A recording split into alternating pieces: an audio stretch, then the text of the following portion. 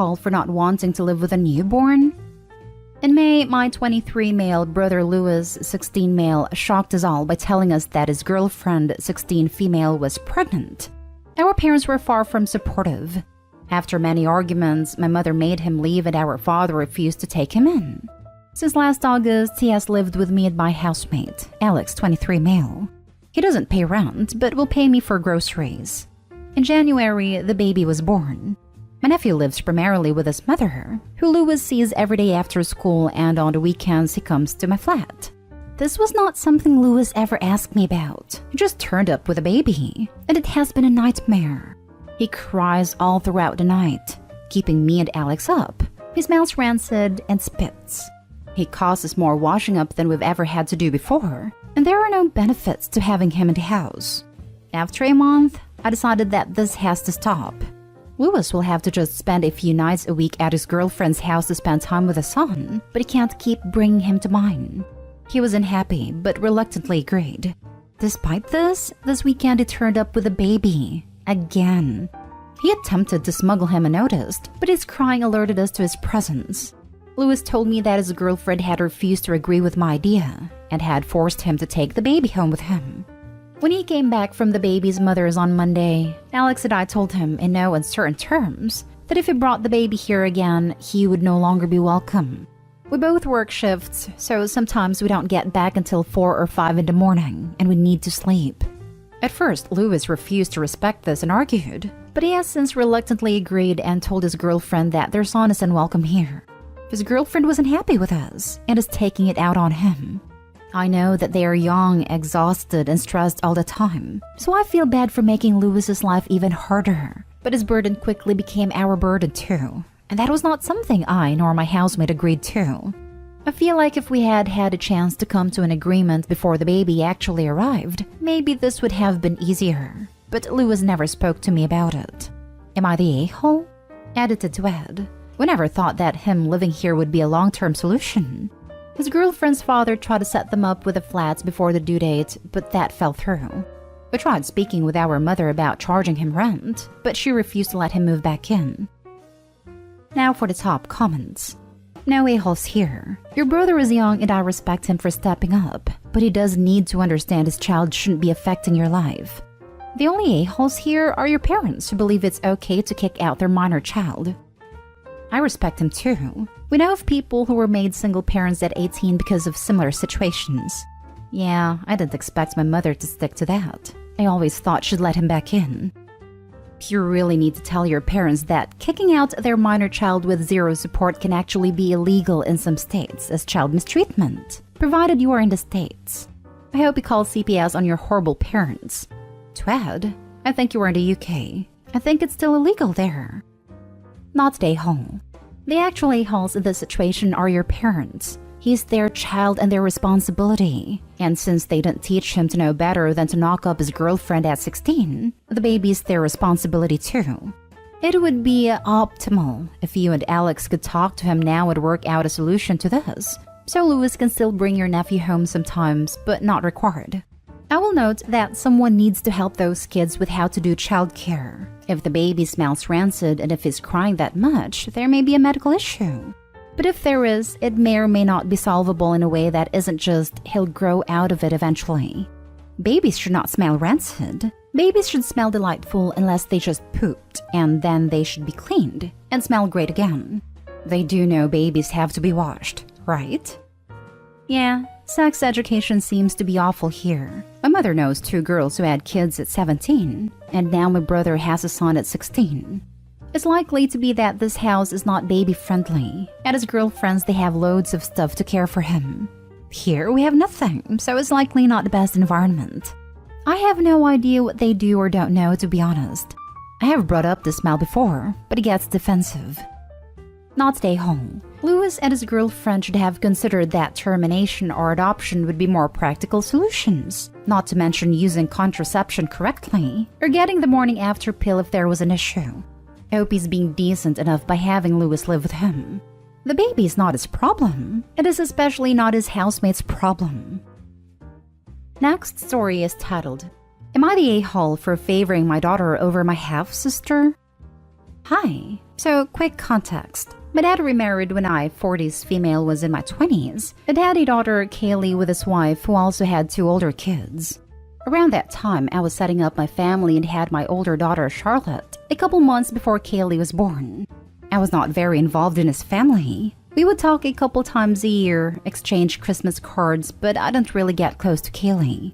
A couple years ago, my dad passed away, and when Kaylee was 16, her mom also got sick and passed. My stepmother's other 2 kids were still in college/young adults when this happened, so I was approached to take care of Kaylee, as I was the most settled in life, had a house, job, and 2 kids. Truthfully, it wasn't something I really wanted to do, but she would have otherwise ended up in the system. My husband and I took her in and have always treated her the same as our daughters. She got an allowance, extracurriculars, and tutoring when necessary. The only issue was that we had 3 bedrooms. Charlotte was uncomfortable sharing with a stranger and chose to bunk with her younger sister, so Kaylee got a room to herself. My girls didn't complain and have always been welcoming to Kaylee. It was always planned that when Kaylee turned 18/graduated high school, she would go to her other siblings and perhaps attend college there. However, she asked to stay an extra year with us due to wanting to move in with her boyfriend here and needing to save up. We agreed, but decided to fix up our basement into an apartment for Charlotte so she and her sister would finally have their own space. When Kaylee found out about the apartment, she was upset that it had not been offered to her and her boyfriend. We discussed the room situation, and I thought it had been settled. However, she recently moved out suddenly, leaving only a note stating that we clearly didn't think of her as being part of the family. I feel pretty horrible, but I'm wondering if I was an a-hole. Not the a-hole. You took in a teenager you didn't want nor had an obligation to. She got her own room in your house, fed, clothed, schooled, and provided for. When she, on her own, decided she wanted to stay longer, you agreed. Making up a room/place in the basement is logical if your girls are growing and need some space from each other, and you suddenly have a prolonged house guest who had her own room. Your half-sister seems a little entitled, frankly. She's definitely entitled, but I hope Obi grants her some kind thoughts. Though Obi was more than good enough to her. Definitely not the a-hole and certainly did more than most would have. She was a teenager who lost her family quite suddenly and was shoved into another house where she didn't fit in. I can't imagine how that feels. Not the a-hole. You are under no obligation to take in a boyfriend.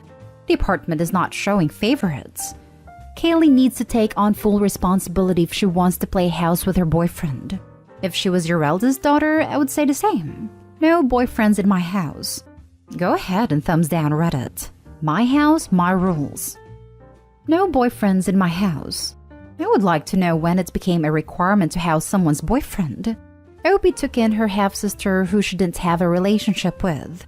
Your children who would have had their own rooms now have to share.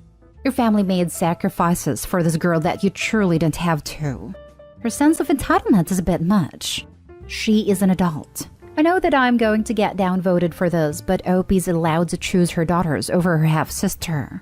Although I really don't think that is what is happening in this situation. Kaylee needs the reminder that Opie's her sister, and at one point her guardian. Guardian and mother are not the same thing. Opie provided Kaylee with a home and made her feel like one of the family. However, feeling like one of the family does not mean feeling that your sister should treat you the same as their actual children. Those are different types of love. Not the a-hole. Not the a-hole. Charlotte has shared a room for 2+ years with her younger sister to give Kaylee her own space. Kaylee was always planned to move out at/around 18, so I don't really see how Charlotte getting the downstairs apartment isn't fair. You were nice enough to take a stranger into your home, clothe, house, and feed them until a predetermined time. I'd call you saints instead of being ungrateful. Next story. Am I the a-hole for being angry with my husband and mother-in-law for choosing the name for our daughter? I, 28 female, and my husband, 28 male, are expecting our first child together. Our daughter's due date is approaching, and I'm feeling very nervous and anxious. My husband and I decided on naming our daughter Anne after my grandmother. I spent most of my childhood and teen years with my grandparents. I was extremely close with my grandmother, and was devastated when she passed away in 2016 from lung cancer. We live close to my grandfather and visit him on a daily basis, and it means so much to my grandfather that we are naming our daughter Anne. My mother-in-law and I are cordial when we get together. My husband is her only child, and she feels like since I stepped into his life, their relationship changed. He is still very close with her, but he doesn't visit often because of the pregnancy. Mother-in-law invited us over for a small dinner party, and I thought it was going to be a pleasant evening. When we sat down for dinner, my mother-in-law turns to me and says, "Your husband and I spoke this past week, and he told me that you were going to be changing her name to be after me." I could feel my anxiety level rising and said, "No, we are still planning on keeping her name to be Anne, right?" I gave my husband a look and he doesn't say anything. My mother-in-law makes a face and says, "Well, it seems like husband is not on board with her name." I finished eating and told husband that we were leaving. We get into the car and husband tries to apologize. I told him that I was angry with him for not discussing with me and even more upset with mother-in-law. Mother-in-law sent me a few text messages regarding my behavior that evening and hopes I will change my mind. Am I the a-hole for being angry with my husband and mother-in-law for choosing the name for our daughter? Now for the top comments. Not the a-hole. I don't get why you're acting like they made a definitive choice. Your mother-in-law can say whatever stupid crap she wants. That doesn't mean you have to listen. I'm really disappointed by how your husband is behaving. This exactly. The baby hasn't arrived and the name isn't on the birth certificate. Therefore, Opie and husband can sit down and discuss things. Just because mother-in-law says whatever doesn't mean that's the way it has to be. Not stay home. It is completely unacceptable for your husband and a third party to decide anything about your child without consulting you. If you let this slide, in any way, I bet your mother-in-law will think she can run your life and decide how your child is raised too. Put your foot down as hard as you can. Quit reading this and do it now. You need to send a clear message to mother-in-law that you and husband are a couple and will make your own decisions and she cannot overrule you. You don't want this to be the start of many announcements of mother-in-law's changes in the future. Not stay home. Tell the nurses in the delivery room not to let your husband sign the birth certificate. Also, this may be the start of her bulldozing your husband. I suggest r/just no mother-in-law. Not stay home. You already agreed. Don't sign the birth certificate without the right name on it, and make your wishes known to the nurses ahead of time. Definitely going to be doing that. I'm worried that husband will try to tell them a different name while I'm in labor. Now for the last story. Am I the a-hole for getting offended at my husband's suggestion that I only take 2 weeks of maternity leave? I, 25 female, am currently 25 weeks pregnant with my husband, 34 male, and I's first child.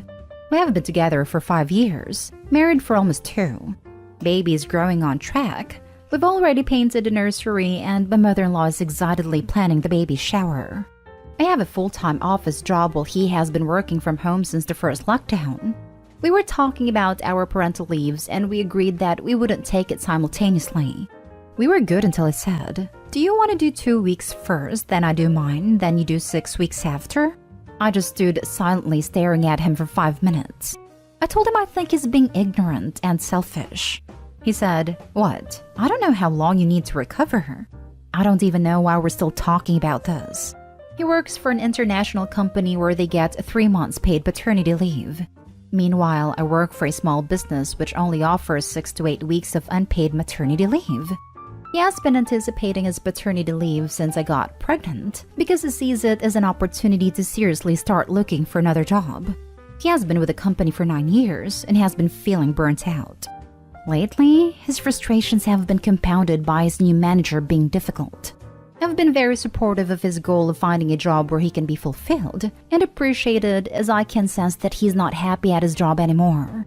He also said that his current company will be considering him for a better position once he gets back from his paternity leave, so that gets him kind of excited. We have a 6-figure income combined. I paid a mortgage while he takes care of the other bills. We have money in the bank, stocks, cars paid off. I don't think my maternity leave being unpaid is an issue because my savings could cover the 2 months that I wouldn't get a paycheck. I didn't talk to him after his remark. He went to play video games on his computer while I folded his clothes. I slept on the couch and still have not talked to him at breakfast. He tried talking to me as I was about to leave for work, but I just noped out of the house. I am upset that he doesn't think that I deserve to get some downtime after giving birth to recover and spend time with our kid. I feel like he thinks growing an entire human being inside your body and then having to push that baby out is not a big deal. Maybe because I never complain about anything. I do 90% of the chores around the house, even carrying laundry from our bedroom at the top floor down to the basement to get them washed, then back up the stairs to get them folded and put away. I feel like my in-laws are more concerned about my well-being than he is. My father-in-law even bought us a litter robot, so I won't have to clean after our cats. My family lives a few continents away, so I don't have a huge support system here. Not stay home. Your husband is woefully mistaken about what is possible during a paternity leave. First off, where I live, what you are getting doesn't even qualify for maternity leave. It's what's considered medically necessary leave to recover from childbirth. Is your husband even aware that he will be providing full-time care while he's off? Because it seems like he thinks this is a free vacation and not a responsibility. Absolutely. Well said. Is he prepared for the commitment a 2-week-old baby needs? Yes. They sleep all day, but come sunset? Wow. When do we tell him about the witching hour? There is no way a doctor will medically clear her for 6 weeks anyway, no matter how committed to baby care he is. I don't understand why he isn't taking his leave concurrently with hers. It is way easier to tag team overnights the first few weeks. We did this so that each of us got an unbroken 4+ hour stretch of sleep each. Not stay home. So you are the one who is going to push the baby through your V, but you only get 2 weeks to rest? And then is going to take 3 months of paternity leave and take that time to look for another job. Who is going to look after the baby and take care of the house while you work? It looks for a job and potentially goes on interviews.